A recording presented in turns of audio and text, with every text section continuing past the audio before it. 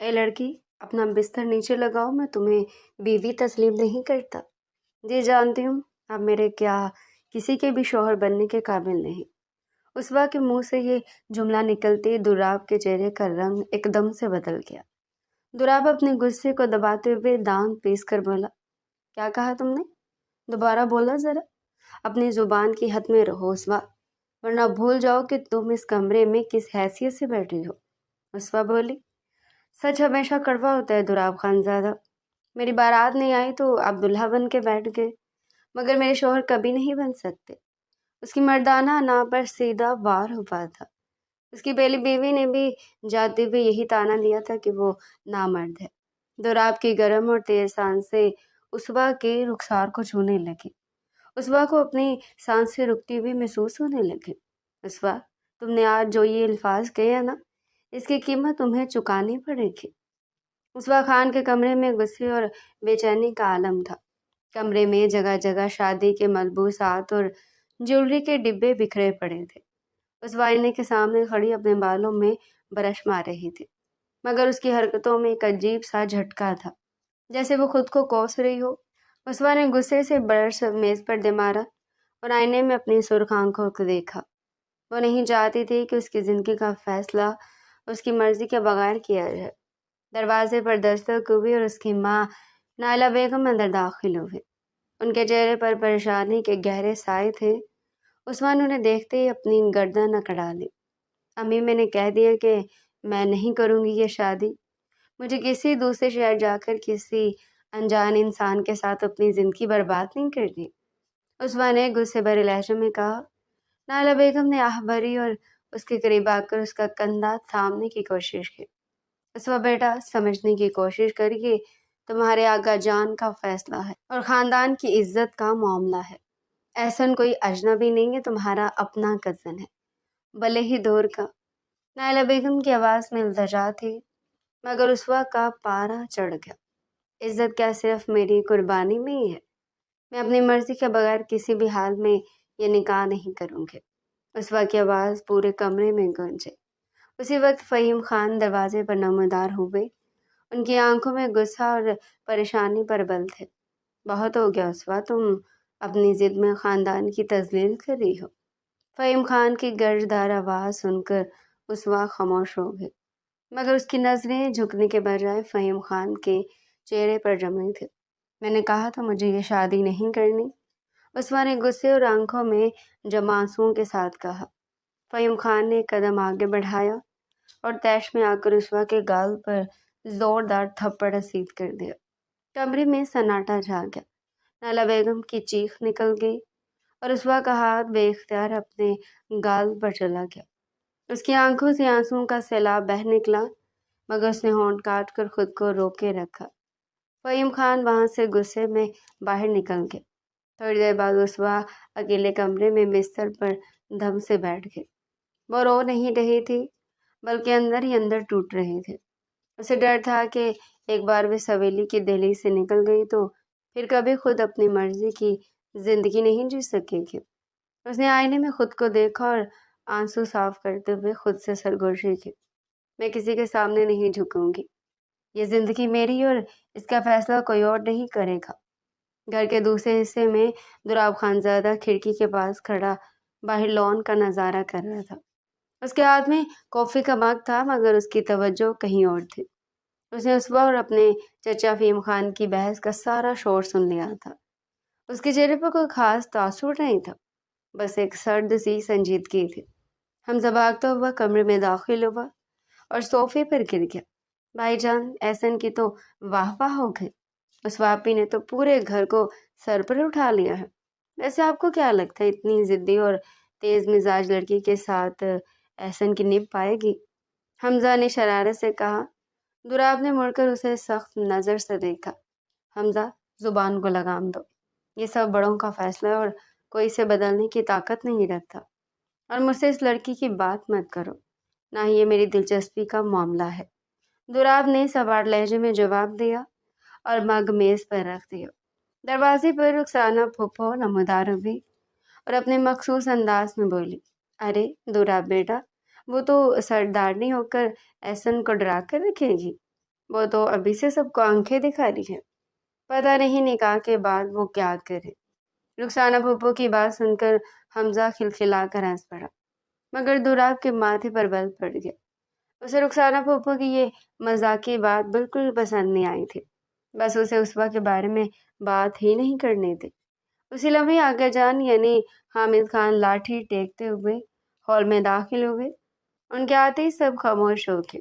परसों बारात आएगी और उसवा का निकाह एहसन से होगा। बहस और जिद का वक्त खत्म हो चुका है। अब जो भी इस फैसले के खिलाफ जाएगा वो मेरा दुश्मन होगा, आगा जान ने हतमी लहजे में कहा और वहां से चले गए।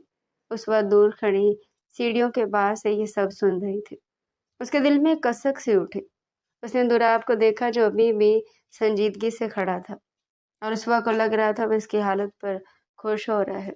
अगर ये शादी हुई तो मैं एहसन को कभी खुश नहीं होने दूंगी। उसवा ने दिल ही दिल में अहद किया। दूसरी तरफ दुराब ने भी उसवा को देख लिया। उसने अपनी नजरें हटा ली और दिल में सोचा, इसे अंदाजा नहीं कि वो किस शख्स के सामने जिद कर रही है। आगा जान भी आगा जान है, अपनी बात पूरी करके छोड़ेंगे। घर में एक अजीब सी कशीदगी थी जो कल होने वाली शादी के अंदेशों से भरी हुई थी। उस वह अपने कमरे में वापस चली गई और दुराब अपनी सोचों में गुम हो गया कि कल की रात इस घर के लिए क्या इम्तिहान लेकर आएगी। अगले दिन घर का माहौल बिल्कुल बदल चुका था।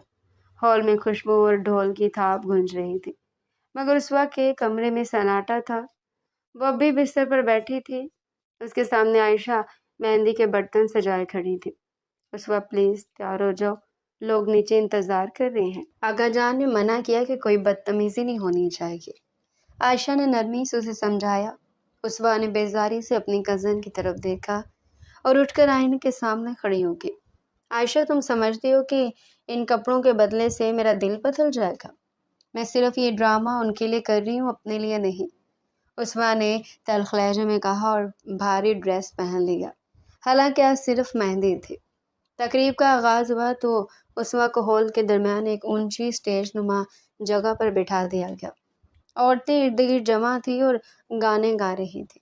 जब एक खातून उसके हाथ पर मेहंदी लगाने के लिए आगे बढ़ी तो उसवा ने झटके से अपना हाथ पीछे खींच लिया। नहीं चाहिए मुझे ये सब, नहीं लगवानी मुझे मेहंदी। उसवा ने गुस्से से कहा तो पूरे हॉल में एकदम खामोशी छा गई। नाला बेगम ने घबरा कर अपनी बेटी को देखा।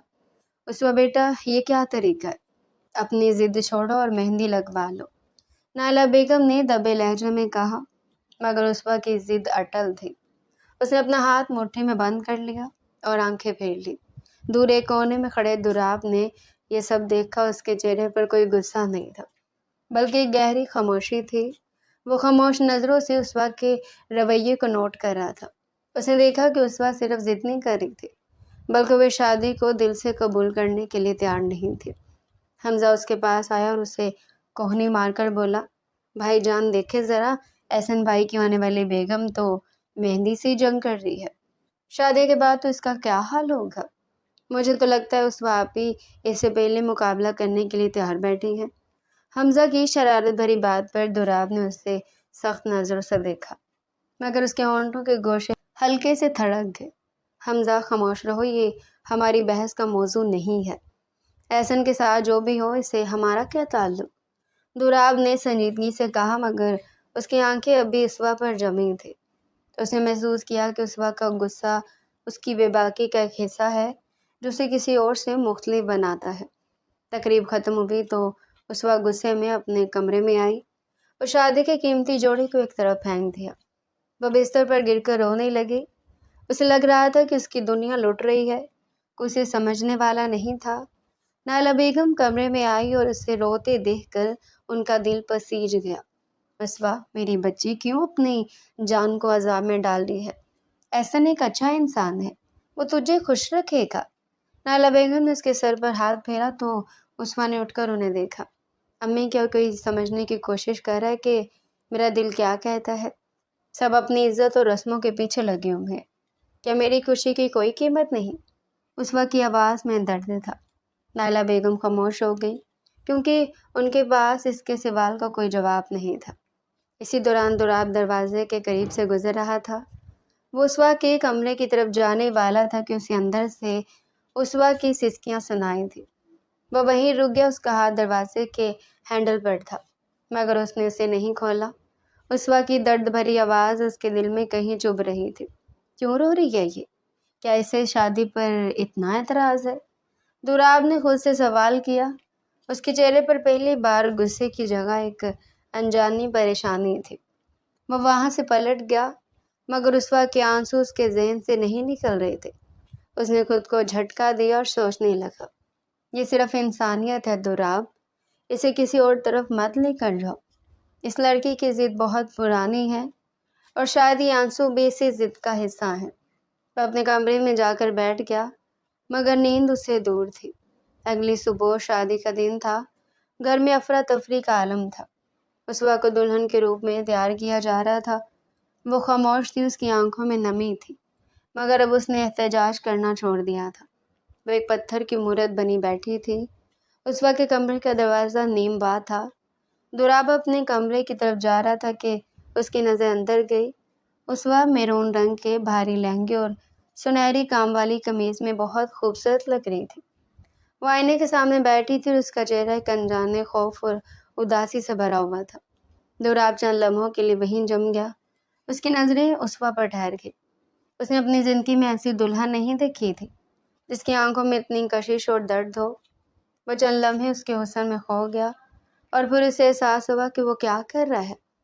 وہ فوراً اپنی نظریں ہٹا کر آگے بڑھنے لگا، مگر اسوا نے اسے دیکھ لیا تھا۔ اس نے آئینے میں اسے دیکھ کر سختی سے پوچھا، کیا دیکھ رہے ہیں آپ؟ اس طرح کسی کے کمرے کے سامنے کھڑے ہونا کیا آپ کی سرداری کا حصہ ہے؟ اسوا کا لہجہ بدستور سخت تھا۔ دوراب فوراً سنبھل گیا۔ اس نے ایک سرد سانس لی اور اپنی آواز کو بھاری بناتے ہوئے جواب دیا، میں صرف یہ دیکھ رہا تھا کہ تم تیار ہو یا نہیں، کیونکہ وقت کم ہے۔ باقی تم کیا سوچتی ہو، اس سے مجھے کوئی فرق نہیں پڑتا۔ دوراب نے بنا دیکھے جواب دیا اور وہاں سے تیزی سے نکل گیا۔ اسوا حیران ہو کر اسے جاتے ہوئے دیکھتی رہی۔ اسے کچھ سمجھ نہیں آیا کہ اس کی نظروں میں وہ عجیب سی کشش کیوں تھی جو کچھ پل پہلے اسے محسوس ہوئی تھی۔ اس کے دل میں ایک الجھن پیدا ہوئی۔ یہ شخص اتنا سخت اور بدتمیز ہے، پھر اس کی نظریں اتنی عجیب کیوں تھی؟ اسوا نے آئینے میں خود کو سنبھالا اور دل ہی دل میں عہد کیا کہ وہ اپنے جذبات کو کسی پر ظاہر نہیں ہونے دے گی۔ اس وقت اسوا کو اندازہ نہیں تھا کہ یہ تقریب جسے وہ اتنی مشکل سمجھ رہی وہ اس کے لیے ایک نیا امتحان بن کر آنے والی ہے، جس کے بعد اس کا غرور ہمیشہ کے لیے بدل جائے گا۔ گھر کے دوسرے حصے میں بارات کا انتظار شروع ہو چکا تھا۔ وقت گزرتا جا رہا تھا، مگر کسی کو اندازہ نہیں تھا کہ آنے والے کچھ گھنٹے اس حویلی کے تقدیر کو بدل کر رکھ دیں گے۔ شام کے سائے ڈھل چکے تھے اور حویلی کے کشادہ ہال میں سجاوٹیں اپنی پوری آب و تاب پر تھیں۔ مہمانوں کی چہل پہل بڑھ رہی تھی، مگر دلہے کے آنے کا کوئی نام و نشان نہیں تھا۔ اسوا اپنے کمرے میں دلہن کے لباس میں ملبوس خاموش بیٹھی تھی۔ اس کا دل دھڑک رہا تھا، لیکن زبان پر وہی ضد تھی جو اس نے آخری لمحات تک قائم رکھی تھی۔ عائشہ مسلسل کھڑکی سے باہر سڑک کی طرف دیکھ رہی تھی، جس پر دور دور تک کسی گاڑی کا کوئی سایہ نہیں تھا۔ اسوا، لگتا ہے بارات دیر کر رہی ہے، تم پریشان مت ہو، وہ آ جائیں گے۔ عائشہ نے اسے تسلی دینے کی کوشش کی۔ اسوا نے گہرا سانس لیا اور اپنی مہندی لگے ہاتھوں کو دیکھا۔ چاہے نہ آئے عائشہ، مجھے کوئی فرق نہیں پڑتا۔ شاید یہ قدرت کی طرف سے کوئی اشارہ ہو کہ یہ شادی نہیں ہونی چاہیے۔ اسوا کی آواز میں ٹھہراؤ تھا، مگر اس کے اندر ایک عجیب سا اضطراب تھا جو اسے ہر گزرتے لمحے کے ساتھ بے چین کر رہا تھا۔ ایک گھنٹہ گزرا، پھر دوسرا بھی بیت گیا۔ ہال میں بیٹھے مہمان اب سرگوشیاں کرنے لگے تھے۔ فہیم خان کا چہرہ غصے اور پریشانی سے تمتما اٹھا تھا۔ وہ بار بار اپنے موبائل پر کال کر رہے تھے، مگر دوسری طرف سے کوئی جواب نہیں آ رہا تھا۔ گھر کی خواتین کے چہروں پر بھی ہوائیاں اڑنے لگی تھی کہ آخر ماجرا کیا ہے۔ اچانک ہال میں موجود فون کی گھنٹی بج اٹھے۔ فہیم خان نے تیزی سے ریسیور اٹھایا۔ سب کی نظریں ان کے چہرے پر مرکوز تھی۔ ان کے چہرے کا رنگ پیلا پڑ گیا اور ان کا ہاتھ کانپنے لگا۔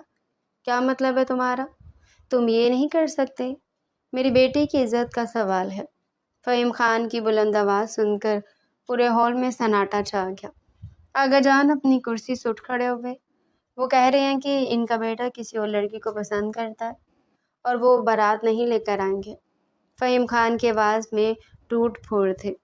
ان کے پیروں تلے سے زمین نکل گئی اور وہ اپنا توازن کھو کر وہیں فرش پر گر پڑے۔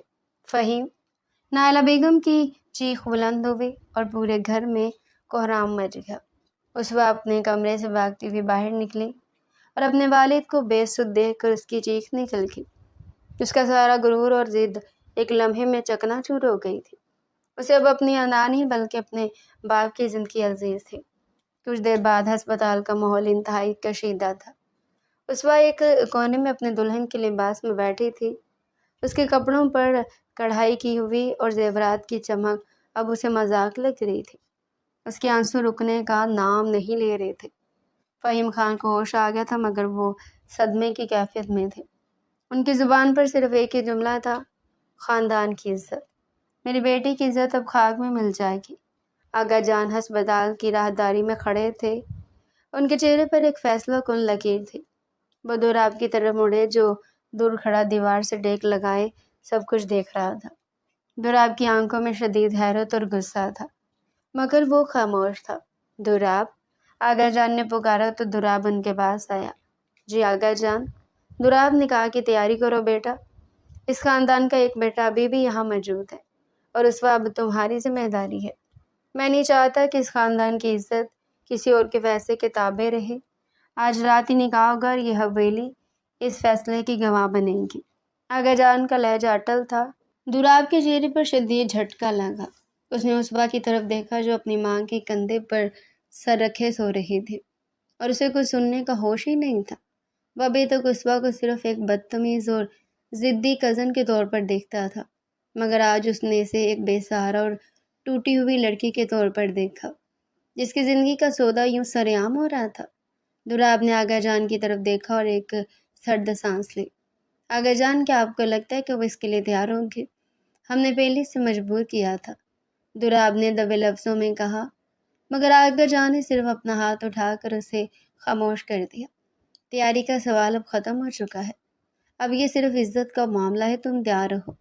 آغا جان وہاں سے آگے بڑھ گئے۔ دوراب وہیں کھڑا رہا اور اسوا کو دیکھتا رہا۔ اسوا نے محسوس کیا کہ کوئی اسے دیکھ رہا ہے۔ اس نے اپنی سرخ آنکھیں اٹھائی اور دوراب کی طرف دیکھا مگر ابھی بھی کچھ سمجھی نہیں تھی۔ دوراب کی نظروں میں وہ پہلے والی سردی نہیں تھی بلکہ کچھ اور تھا جسے اسوا سمجھنے سے قاصر تھی۔ اس نے جلدی سے اپنی نظریں چرا لی۔ 1 گھنٹے بعد ہسپتال سے گھر واپسی کا سفر کسی عذاب سے کم نہیں تھا۔ گھر میں اب شادی کی خوشی نہیں بلکہ ایک خاموش سوگ کی کیفیت تھی۔ آغا جان کا حکم نافذ ہو چکا تھا اور گھر میں نکاح کی تیاریاں دوبارہ شروع کر دی گئی تھی۔ اسوا کو معلوم ہو چکا تھا کہ اس کا نکاح دوراب سے ہو رہا ہے۔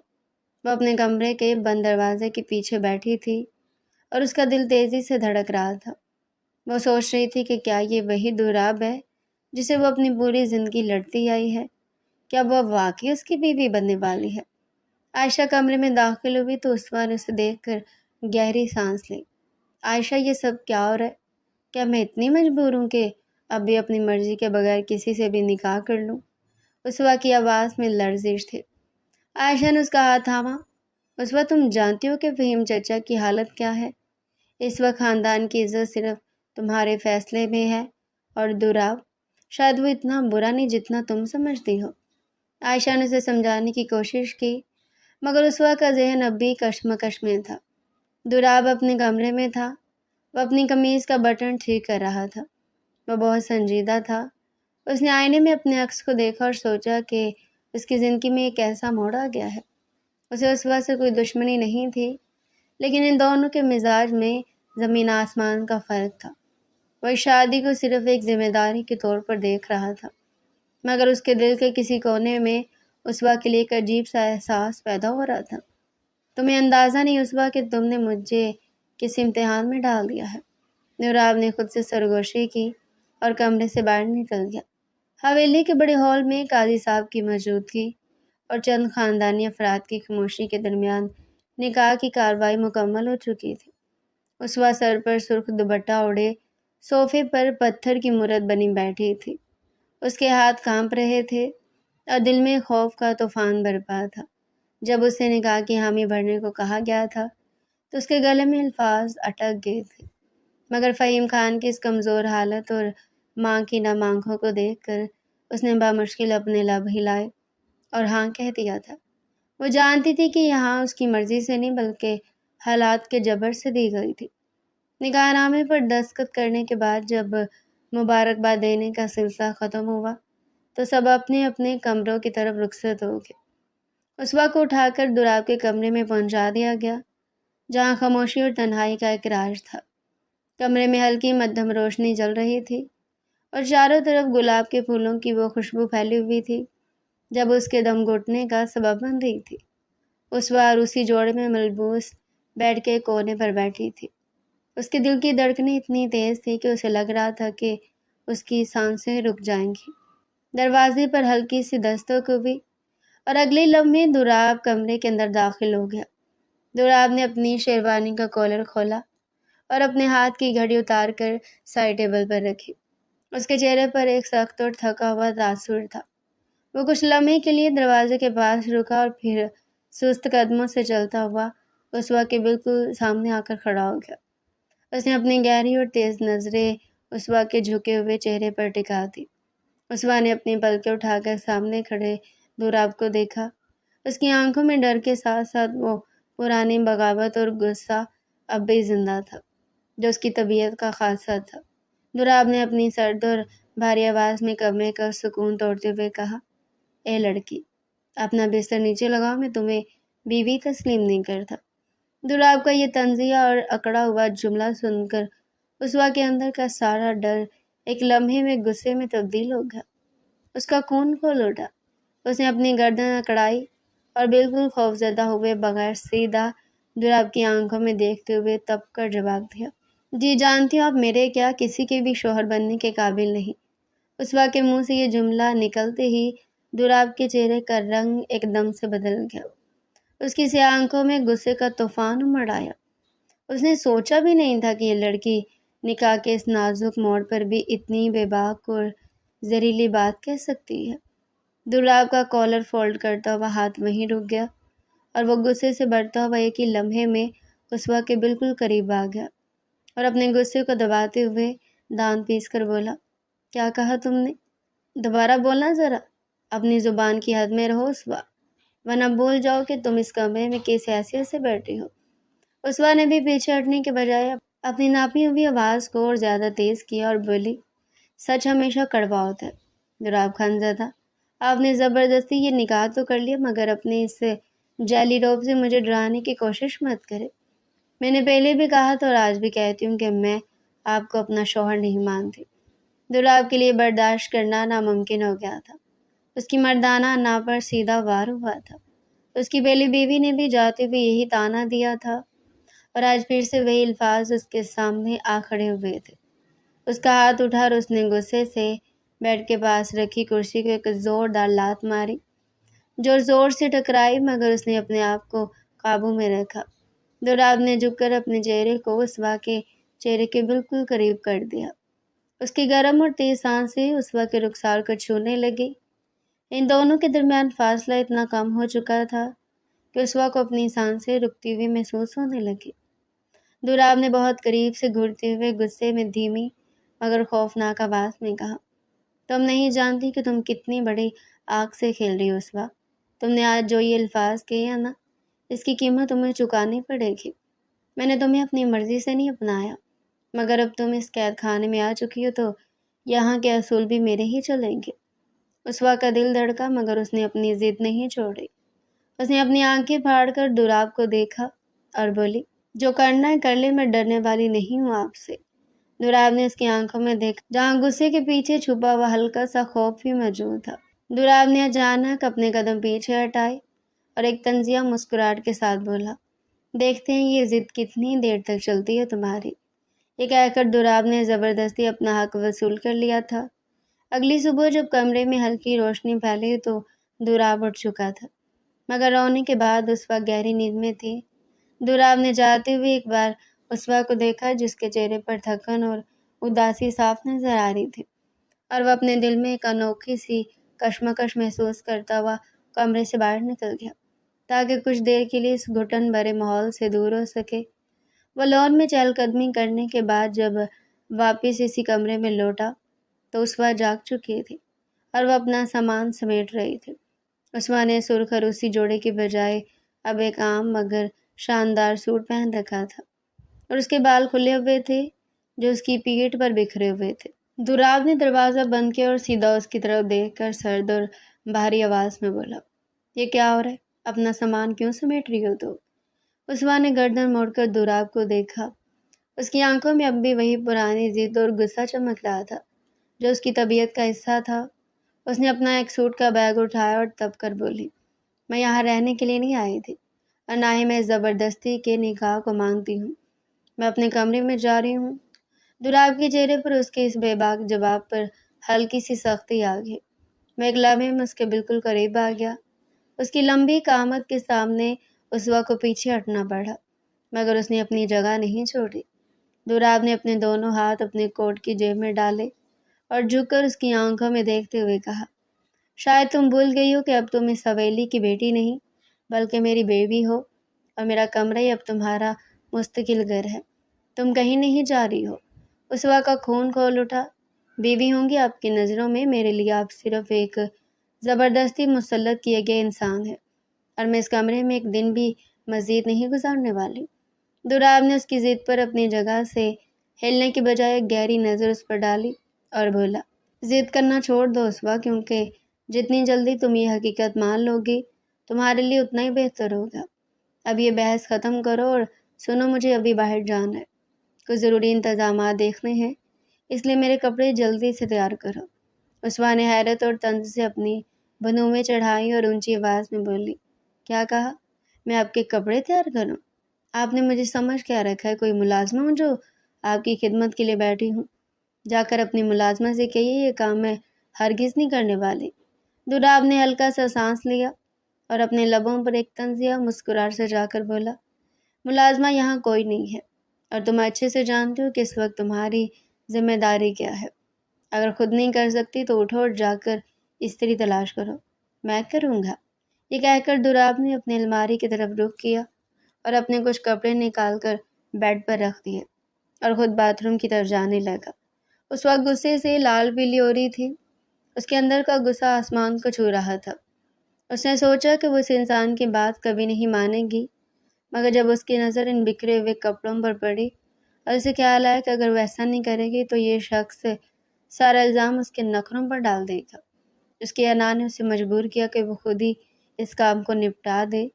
اس بڑا بڑبڑاتی ہوئی اٹھی اور غصے سے میز پر رکھی ہوئی استری کو اٹھایا۔ اس نے استری کا پلگ بورڈ میں لگایا اور جلدی جلدی ہاتھ چلانے شروع کر دیے۔ اس کا غصہ اس کے کام میں صاف نظر آ رہا تھا۔ وہ ایک ہاتھ سے قمیض کو پکڑ کر بہت تیزی سے استری گھما رہی تھی کہ غفلت اور غصے کی وجہ سے اس کا دھیان ذرا سا چوک گیا۔ اسوا کی انگلی قمیض کو سیدھا کرتے ہوئے اچانک استری کے گرم لوہے سے زور سے چھو گئی۔ استری کی وہ شدید گرمی اس کی نازک انگلی پر پڑتے ہی اس کے منہ سے درد کی ایک چیخ نکل گئی، اف اللہ! اسوا نے فوراً اپنا ہاتھ پیچھے کھینچ لیا اور درد سے بلبلاتی ہوئی وہیں بیٹھ گئی۔ اس کی آنکھوں میں غصے کی جگہ فوراً تکلیف کے آنسو امڑ آئے۔ اس کی انگلی جل چکی تھی اور وہاں ہلکا سا سفید نشان پڑ گیا تھا۔ دوراب جو اسی لمحے باتھ روم کے دروازے سے باہر نکل رہا تھا، اسوا کی اس اچانک چیخ کو سن کر ایک دم سے چونک گیا۔ اس کے چہرے کا رنگ بدل گیا۔ وہ ایک ہی سیکنڈ میں بجلی کی تیزی سے بھاگتا ہوا اسوا کے پاس پہنچا۔ اس نے بغیر ایک لمحہ ضائع کیے اسوا کو وہ جلتا ہوا ہاتھ اپنے دونوں مضبوط ہاتھوں میں تھام لیا اور اس کے جلے ہوئے حصے کو دیکھ کر پریشان ہو کر بولا، پاگل ہو گئی ہو کیا تم؟ اس طرح غصے میں کام کرو گی تو خود کو ہی تکلیف دو گی نا۔ مجھے دکھاؤ کہاں لگا ہے۔ اسوا نے اپنے آنسوؤں کو چھپانے کی کوشش کی اور غصے سے اپنا ہاتھ چھڑانے کی ناکام کوشش کرتے ہوئے بولی، چھوڑے میرا ہاتھ، آپ ہی کی وجہ سے ہوا ہے یہ سب۔ اگر آپ حکم نہ دیتے تو یہ سب کچھ ہوتا ہی کیوں؟ اور پلیز مجھ سے دور رہیں۔ دوراب نے اس کی ایک نہیں سنی۔ اس کی گرفت اس کے ہاتھ پر مضبوط تھی اور اس کی آنکھوں میں وہ غصہ بالکل نہیں تھا جو تھوڑی دیر پہلے تھا، بلکہ اس کی جگہ گہری فکر اور تڑپ صاف نظر آ رہی تھی۔ दुराब फौरन उठा और मेज के दराज से जल्दी से फर्स्ट एड बॉक्स निकाल कर लाया। वो घुटनों के बल उस्वा के सामने जमीन पर बैठ गया। उसने बहुत ही ज्यादा नरमी और एहतियात से उसका हाथ पकड़ा और उसकी जली हुई उंगली पर मरहम लगाने लगा। उसकी उंगलियां इतनी प्यार और एहतियात से उस्वा के हाथ को छू रही थी कि उस्वा का दिल एक लम्हे के लिए धड़कना भूल गया। उसने हैरत से नीचे बैठे दुराब को देखा। उसके चेहरे की वो सख्ती और रौब जो हमेशा रहता था, इस वक्त एक सच्ची और फिक्रमंद इंसान में बदल चुका था। दुराब ने मरहम लगाने के बाद अपना सर उठाया और उसकी आंखों में देखते हुए धीमी, भारी और रसीली आवाज में कहा, तुम इतनी लापरवाह क्यों हो जाती हो उस्वा? जब तुम्हें काम करना नहीं आता तो करने की जरूरत क्या थी? क्या तुम्हें जरा भी एहसास नहीं होता खुद को तकलीफ देकर तुम्हें क्या मिलता है? उस्वा के लब हिलने से कासी रोके। उसके दिल में जो नफरत और गुस्से की दीवारें थी, वो इस एक लम्हे की केयर और उसके अल्फाज से हिलने लगी थी। उसने जल्दी से अपनी पलकें झुका ली और धीमी आवाज में बोली, मुझे आपकी इस हमदर्दी की कोई ज़रूरत नहीं है। मैं अपना ख्याल खुद रख सकती हूँ। दुराब ने हल्का सा तल्ख मुस्कुराकर कहा, जानता हूँ तुम बहुत बहादुर हो, मगर फिर भी कुछ चीज़ें दूसरों पर छोड़ देनी चाहिए। ये कहकर दुराब उठ खड़ा हुआ। उसने अपने तैयार किए हुए कपड़े पहने और कमरे से बाहर जाने के लिए दरवाजे की तरफ बढ़ गया। जाते जाते वो रुका और पीछे मुड़े बगैर बोला, आराम करो, अब इधर उधर हिलने की ज़रूरत नहीं है। मैं शाम को जल्दी वापस आऊँगा। उसके जाने के बाद उस्वा वहीं बिस्तर के पास बैठी रही। उसका दिल अजीब सी कश्मकश में मुब्तला था। उसे समझ नहीं आ रहा था कोई शख्स से नफरत करे या उसके इस रूप पर दिल हार बैठे जो उसकी छोटी सी तकलीफ पर भी इतना बेचैन हो गया था। दूसरी तरफ शाम को जब वलीमे की तकरीब का आगाज़ हुआ तो पूरे हॉल में मेहमानों का हजूम था। उस्वा को जब तैयार करके दोबारा इसी हॉल में लाया गया तो उसके चेहरे पर एक अलग ही संजीदगी और दिलकशी थी। उसने एक पिंक रंग का गरारा पहन रखा था जो उसके हुस्न को और ज़्यादा निखार रहा था। जब दुराब की नज़र उस पर पड़ी तो वो चंद लम्हों के लिए अपने कदम वहीं रोक बैठा। उसने अपनी ज़िंदगी में इतनी हसीन और खुददार दुल्हन कभी नहीं देखी थी। तकरीब ख़त्म होने के बाद जब वो दोनों वापस इसी कमरे में आए तो दुराब ने दरवाज़ा बंद करते ही सीधा उस्वा की तरफ देखा। उस्वा अपने ज़ेवरात उतार रही थी। दुराब ने उसके करीब आकर बहुत धीमे और पुरस्कार लहजे में कहा, वैसे आज इस ड्रेस में तुम इतनी अच्छी लग रही थी कि मेरा दिल चाहा कि ये तकरीब कभी ख़त्म ही ना हो। उस्वा ने हैरत से अपनी पलकें उठाकर उसे देखा। उसके गालों पर हल्की सी शर्मिंदगी और गुस्से की सुर्खी दौड़ गई। वो तेजी से बोली, अपनी ये तारीफें अपने पास ही रखें। मैं इनमें से नहीं हूँ जो आपकी इन बातों में आ जाएंगी। दुराब ने हल्का सा कहका लगाया और अपने कोट के बटन खोलते हुए बोला, वक्त आने पर सब पता चल जाएगा मिसेस दुराब खानज़ादा। और वैसे मैंने कौन सा सच कहा है?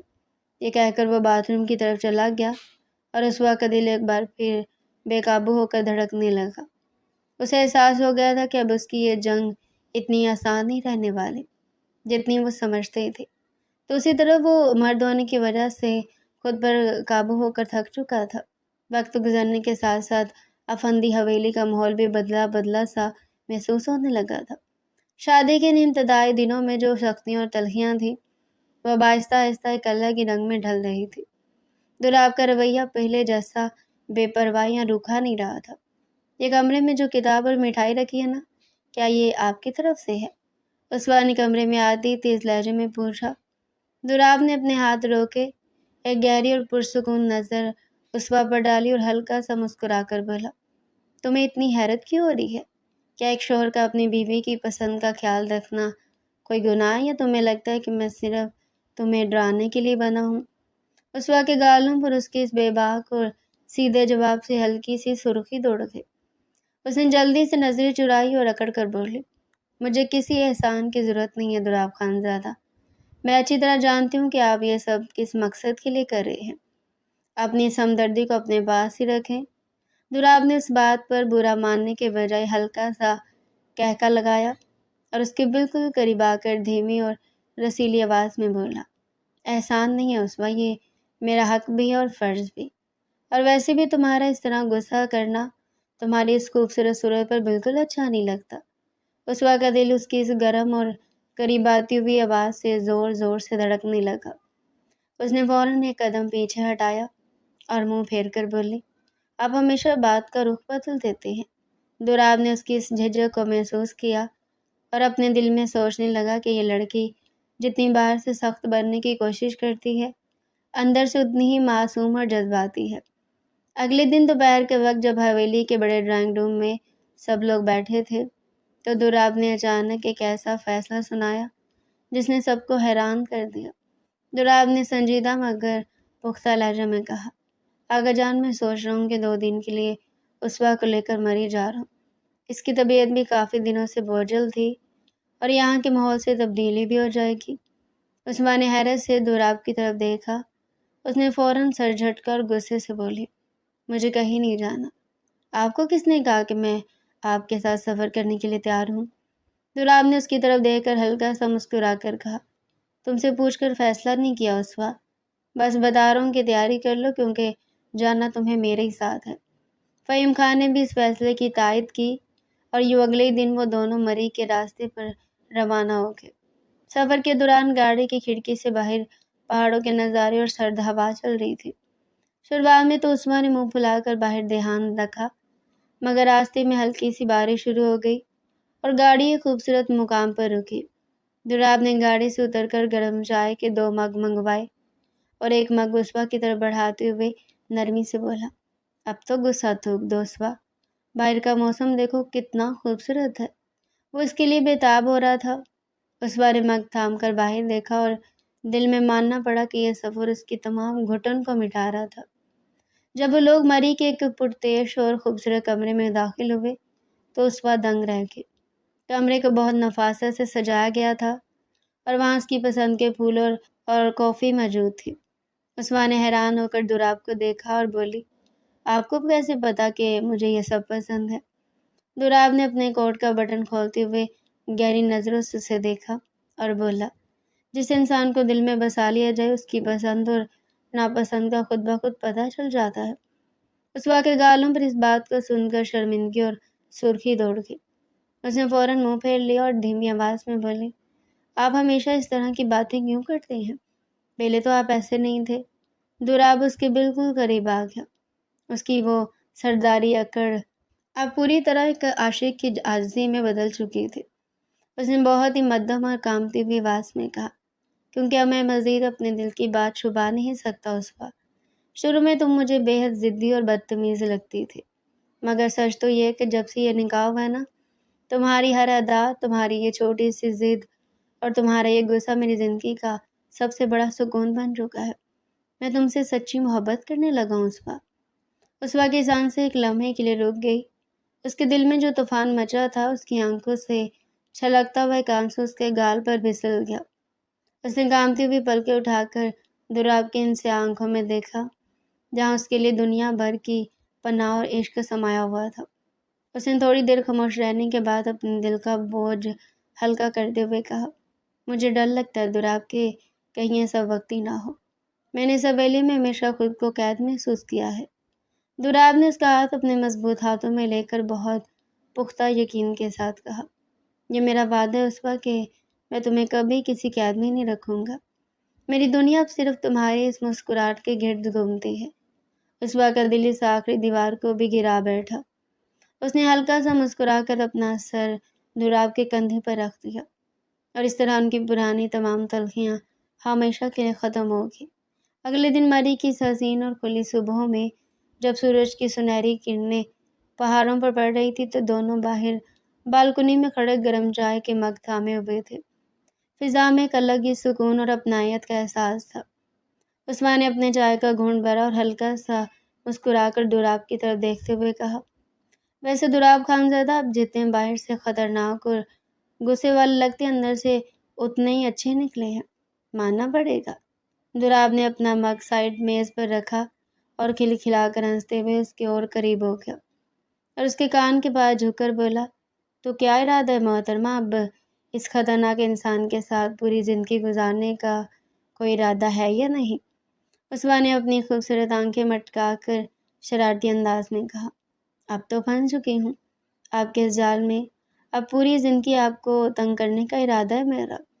دراب نے اس کی اس پیاری سی بات پر فوراً اپنے مضبوط بازو اس کی کمر کے گر لپیٹ کر اسے اپنے بالکل قریب کر لیا اور اس کے ماتھے پر ایک گہرا اور محبت بھرا بوسہ دیتے ہوئے کہا، بس یہی زندگی مجھے چاہیے اسوا، اب اس دل سے تمہاری یہ جگہ کوئی نہیں لے سکتا۔ نیچے وادی میں چلتی ہوئی ٹھنڈی ہوائیں اور ان دونوں کے درمیان جڑی یہ محبت اس بات کی گواہی دے رہی تھی کہ دو الگ الگ ضدی دل جب آپس میں جڑتے ہیں تو وہ نفرت کا نہیں بلکہ ہمیشہ ہمیشہ کے لیے عشق کا ایک ایسا سفر شروع ہو جاتا ہے جو پہلے نہیں ہوتا۔ اور پھر کچھ ہی ماہ میں عثمان نے وہ خوشخبری بھی سنا دی تھی جس کے نہ ہونے کی وجہ سے پہلے دراب پر نامردی کا الزام لگا تھا، جو اب دھل گیا تھا اور اس سے سب کچھ بدل گیا تھا۔ تو ڈیئر پیارے ریڈر، یہ تھا آج کا ہمارا شارٹ اور انٹرسٹنگ سا ناول۔ مزید اگر آپ ایسے ہی ناول ہمارے چینل پر ڈیلی سننا چاہتے ہیں تو چینل کو جلدی سے سبسکرائب کریں، ویڈیو کو لائک کریں اور کمنٹ سیکشن میں اپنی رائے لازمی دیں۔